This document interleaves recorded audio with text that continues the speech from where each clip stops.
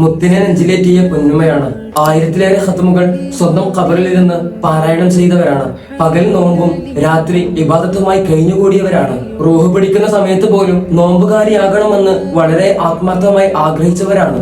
ഖബർ സ്വന്തം കൈകൊണ്ട് പിടിച്ച് അവിടെ ഖുർആൻ പാരായണത്തിലായി മുഴുകിയ ആ മഹദി ഒരു പ്രകാശം മാത്രമായിരുന്നില്ല, ഒരു ആത്മീയ വെളിച്ചമായിരുന്നു. മദീനയിൽ ജനിച്ചു വളർന്ന് പിന്നീട് മിസ്രിലെത്തിയപ്പോൾ അവരുടെ കൊച്ചു വീട് ഒരു മദ്രസയായി തന്നെ രൂപാന്തരപ്പെടുകയായിരുന്നു. അവരുടെ വീട് അടഞ്ഞിരുന്നില്ല.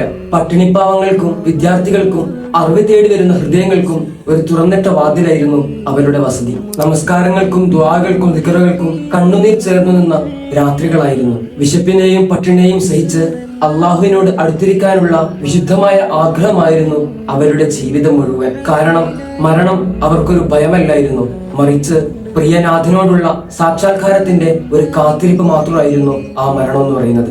അതെ, നഫീസത്തുൽ മിസ്രിയ റളിയല്ലാഹു അൻഹ അവരുടെ ആണ്ടുദിനമാണ്.